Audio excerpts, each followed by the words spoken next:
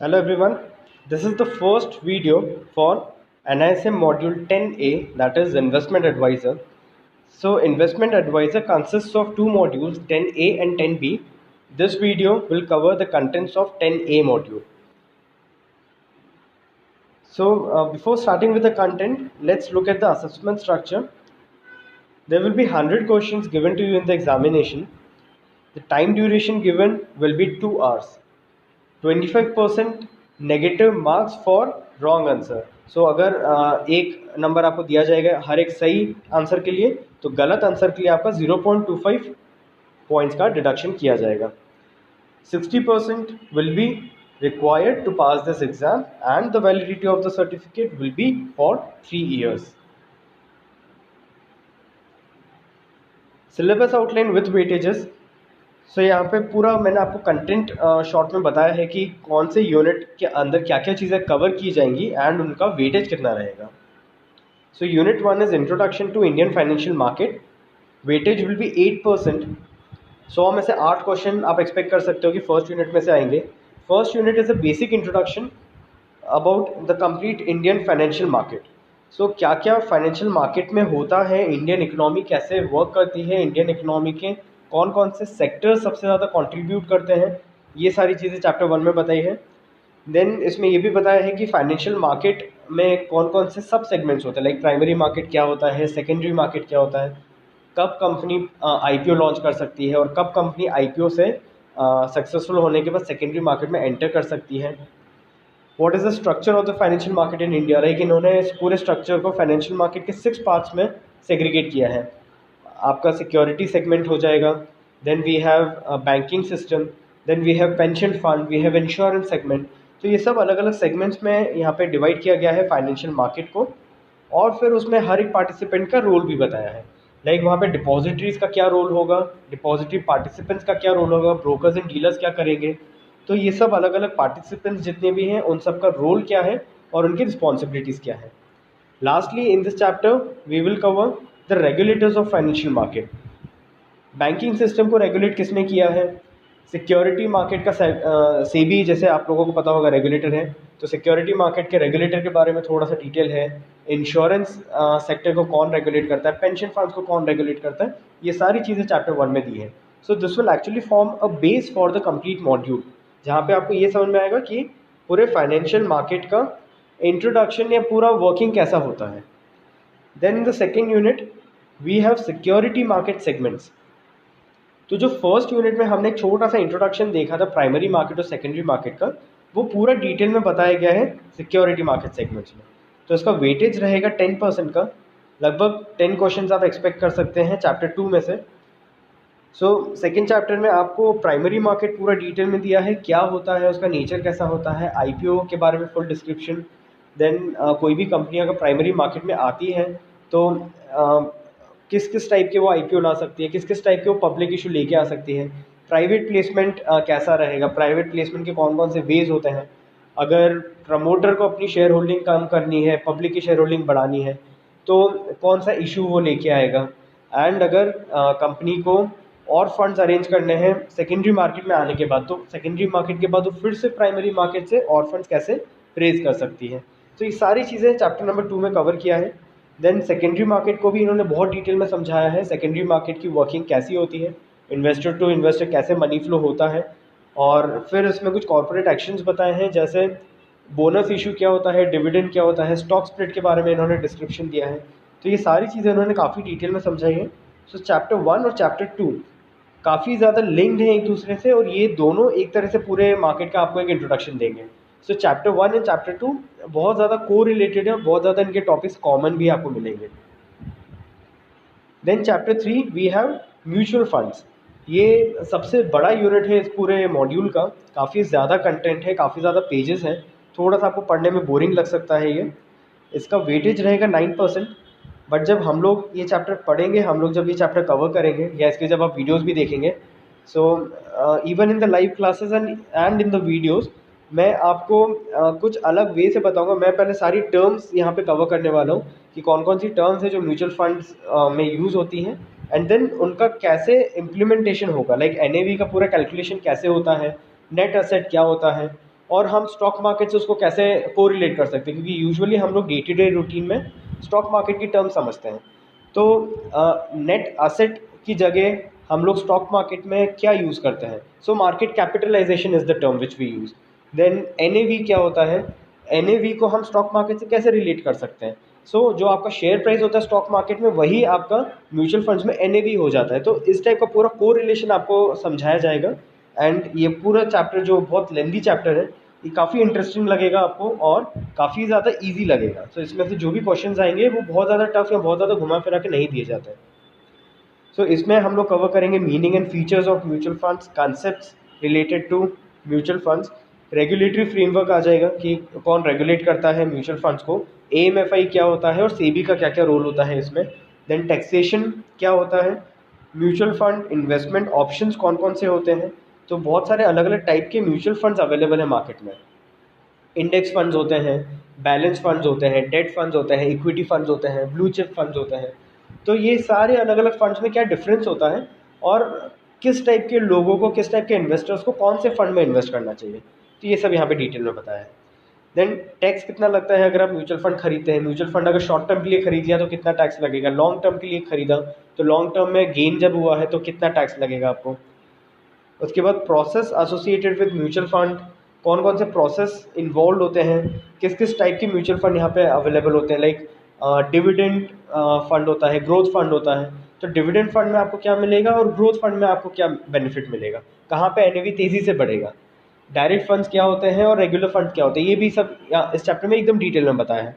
तो हमें कौन से फंड्स में इन्वेस्ट करना चाहिए, डायरेक्ट फंड्स या रेगुलर फंड्स, क्या बेनिफिट है, क्या डिसएडवांटेजेस है, ये सब हम लोग डिटेल में पढ़ने वाले हैं इसमें। देन सिस्टमैटिक ट्रांजैक्शंस हमारे पास है, आपने एसआईपी का नाम सुना होगा, सिस्टमैटिक इन्वेस्टमेंट प्लान। सो एसआईपी बहुत जनरली नोन टर्म है, लेकिन आप जब सिस्टमैटिक ट्रांजैक्शंस देखेंगे तो 3 टाइप के ट्रांजैक्शन होते हैं यहाँ पे, एसआईपी, एसटीपी, एसडब्ल्यूपी। तो सिस्टमैटिक ट्रांसफर, सिस्टमैटिक विड्रॉल भी यहाँ पे 2 टर्म्स होंगी जो सिस्टमैटिक इन्वेस्टमेंट के साथ हम पढ़ेंगे। तो काफ़ी डिटेल में ये सारी चीज़ें हम लोग देखने वाले हैं कि एक्चुअली इन टर्म्स का मतलब क्या होता है। Benefits of investing in mutual fund, फिर हम ये देखेंगे कि म्यूचुअल फंड में इन्वेस्ट करने का क्या बेनिफिट होता है। सो म्यूचुअल फंड चैप्टर 9% का वेटेज रखता है, 9 क्वेश्चन आप एक्सपेक्ट कर सकते हैं यहाँ से। इसके बाद है chapter 4, that is investment products. ये सबसे ज़्यादा इंपॉर्टेंट चैप्टर है इस पूरे मॉड्यूल का, सबसे ज़्यादा क्वेश्चंस आप एक्सपेक्ट कर सकते हैं इस पर्टिकुलर चैप्टर में से। सो इन्वेस्टमेंट प्रोडक्ट्स में आपको डिटेल में बताया गया है कि कौन कौन से इन्वेस्टमेंट प्रोडक्ट्स हमारे पास अवेलेबल होते हैं। लाइक हमारे पास स्मॉल सेविंग स्कीम्स होती हैं कई सारी, जैसे प्रोविडेंट फंड हो गया, पब्लिक प्रोविडेंट फंड, उसके बाद सुकन्या समृद्धि योजना हो गई, फिर गोल्ड की कुछ स्कीम्स होती हैं जिसमें हम लोग इन्वेस्टमेंट करते हैं, gold monetization scheme is an example. And फिर हमारे पास कई सारी ऐसी स्कीम्स होती है जो सिर्फ सीनियर सिटीजन के लिए होती है, कई सारी ऐसी स्कीम्स है जहाँ पे हम पोस्ट ऑफिस में जाके इन्वेस्टमेंट करते हैं। सो पोस्ट ऑफिस में भी आपके टर्म डिपॉजिट्स भी होते हैं और मंथली रिटर्न की भी कई सारी स्कीम्स होती है। तो ये सब काफ़ी डिटेल में इन्होंने बताया है, जो गवर्नमेंट ने आपको फैसिलिटी दी है, जिसमें हम लोग इन्वेस्टमेंट करके कुछ एक पर्टिकुलर अमाउंट हम लोग डिडक्शन, टैक्स डिडक्शन में भी इंक्लूड कर सकते हैं। So all these topics will be covered in small saving schemes. Now small saving schemes बहुत सारी हैं और बहुत कंफ्यूज भी करती है, तो इसके लिए मैं आपको पूरा टैबुलर फॉर्म में डिस्क्राइब करके और फिर आपको एक्सप्लेन करूंगा, सो दैट आपके लिए बहुत ईजी टू लर्न हो जाएगा और यहाँ पे आपके कन्फ्यूजन्स पूरे क्लियर हो जाएंगे। उसके बाद we have fixed income instruments, जहाँ पे हम लोग फिक्स्ड इनकम के बारे में पढ़ेंगे कि फिक्स्ड इनकम किन किन सोर्स से आती है। यूजुअली आपको पता होगा, आपने सुना होगा कि डेट इंस्ट्रूमेंट से हम लोग फिक्स्ड इनकम को जनरेट कर सकते हैं। तो फिक्स्ड इनकम के कौन कौन से इंस्ट्रूमेंट्स होते हैं और उसमें हम लोग कैसे इन्वेस्टमेंट कर सकते हैं, यहाँ पे ये आप लोग सब पढ़ेंगे। देन ऑल्टरनेटिव इन्वेस्टमेंट्स क्या होते हैं। ऑल्टरनेटिव इन्वेस्टमेंट्स में जैसे डेरिवेटिव हो गया, that is an alternative investment. हम लोग, कई सारे लोग पेंटिंग्स में इन्वेस्टमेंट करते हैं, कलेक्टिबल्स में इन्वेस्टमेंट करते हैं। बहुत सारी कॉस्टली पेंटिंग्स होती हैं, वो उनके लिए एक इन्वेस्टमेंट होता है जिसको वो लोग अपने पास रखते हैं, और जब भी फंड्स की बहुत ज़्यादा रिक्वायरमेंट होती है तब वो पेंटिंग्स को वो लोग सेल कर देते हैं, बट देन बहुत ज़्यादा इलिक्विड होती है paintings.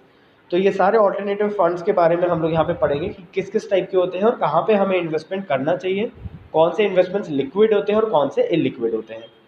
Then last option we have is direct equity, investment का एक प्रोडक्ट है ये भी।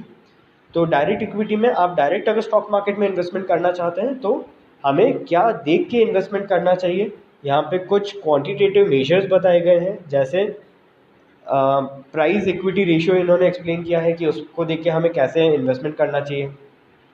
Return on equities and investment ratio, जहाँ पे आपको ये पता चल जाएगा कि अगर हमें किसी एक कंपनी में इन्वेस्टमेंट करना है तो कितना आरओई होना चाहिए उस कंपनी का, सो दैट हमें इन्वेस्टमेंट हमारा प्रॉफिटेबल हो।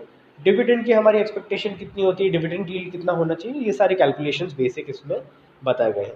तो ये काफ़ी इंटरेस्टिंग चैप्टर है और ये चैप्टर NISM में नहीं भी होते हुए हमें रीड करना चाहिए अगर हमें एग्ज़ाम क्लियर करने का ऐसा कोई वो नहीं है कि कंपल्शन नहीं है हमारे पास। फिर भी ये हमें रेगुलर रूटीन के लिए काफ़ी ज़्यादा हेल्प आउट करेगा, हमारे daily day to day investments में काफ़ी ज़्यादा हेल्प करेगा। तो ये चैप्टर एक बहुत इंपॉर्टेंट चैप्टर है जो हमें बिल्कुल कवर करना चाहिए। उसके बाद चैप्टर 5 एंड चैप्टर 6 कुछ रिलेटेड है, क्योंकि risk and return are always related to each other. जितना रिस्क ज़्यादा होता है उतना रिटर्न ज़्यादा होता है। तो इन दोनों चैप्टर्स में हम लोग रिस्क और रिटर्न के बारे में पढ़ेंगे।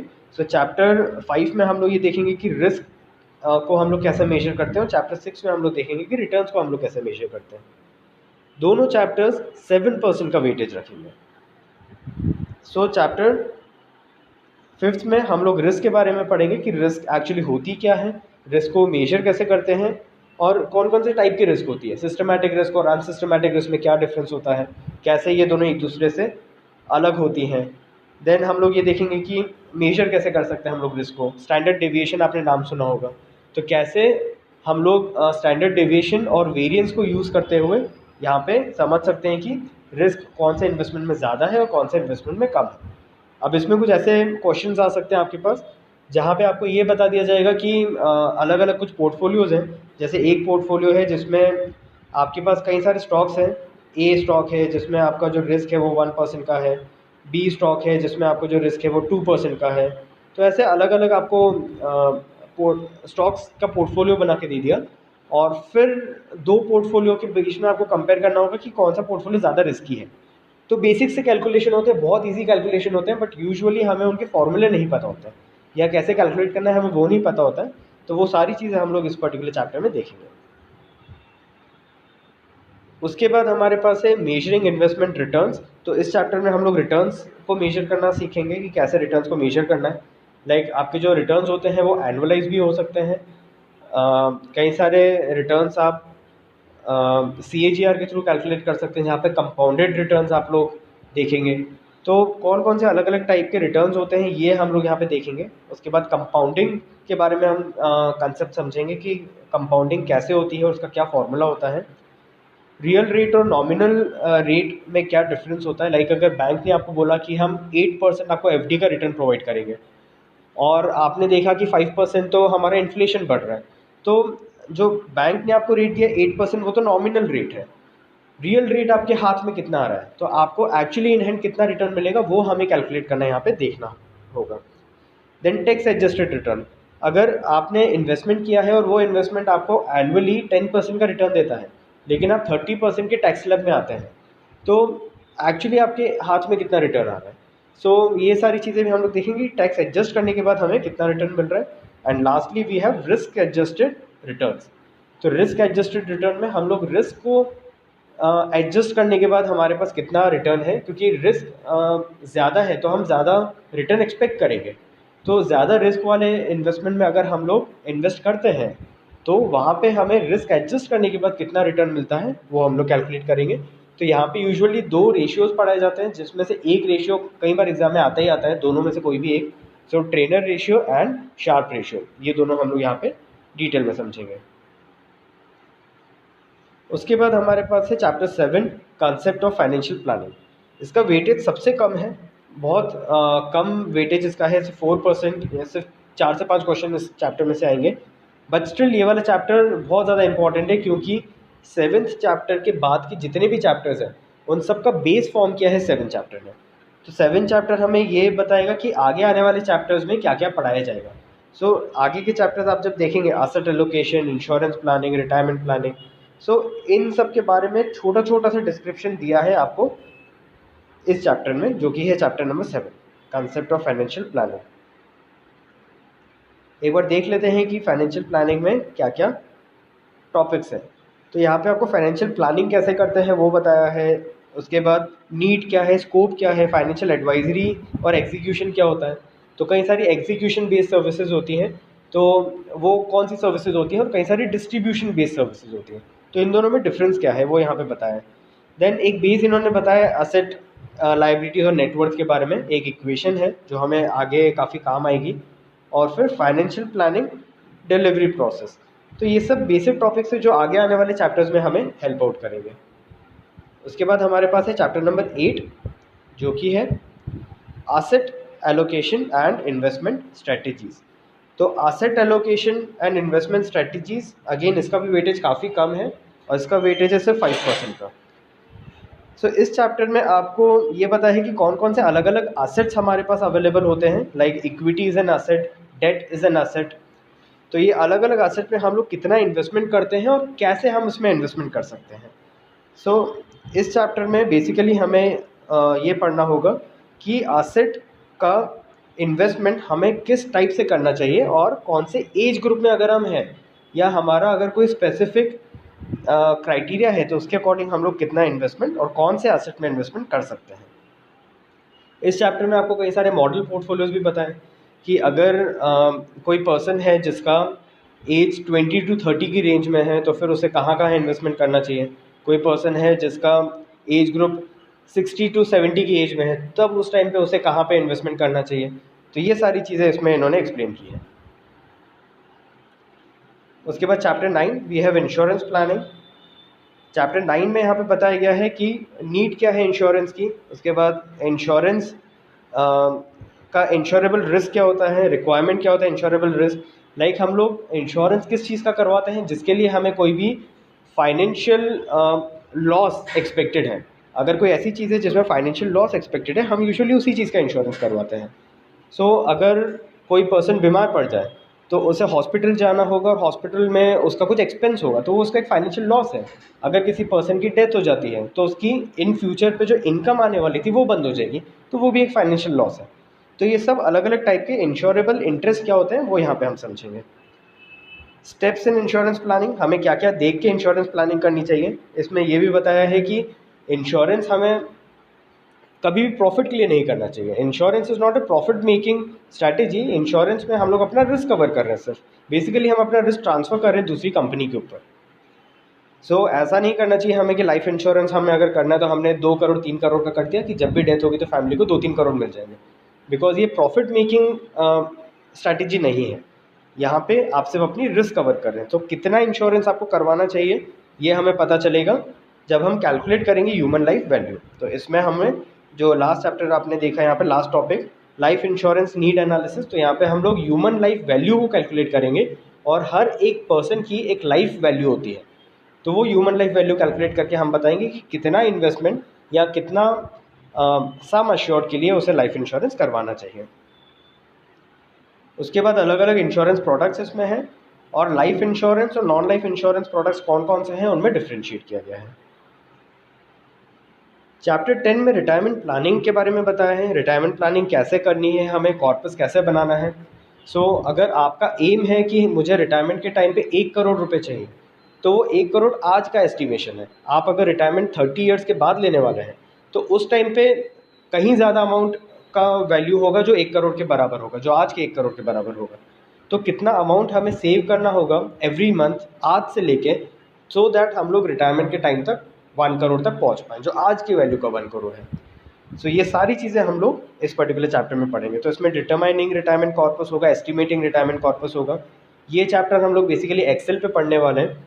सो आपको काफ़ी सारी डिटेल्स हम लोग बताएंगे एक्सेल पे। आप अगर डायरेक्टली इसे सॉल्व करते हो तो काफ़ी टाइम लगता है, लेकिन हम अगर एक्सेल पे सॉल्व करेंगे तो काफ़ी कम टाइम में आपको हो जाएगा। तो इसमें पीवी, एफवी, पीएमटी ये सारे फॉर्मूले आपको सिखाए जाएंगे और ये बताया जाएगा कि इनमें आप कैसे फॉर्मूले लगा के एक्सेल में बहुत इजीली बहुत जल्दी आप लोग इसके क्वेश्चंस को सॉल्व कर सकते हैं।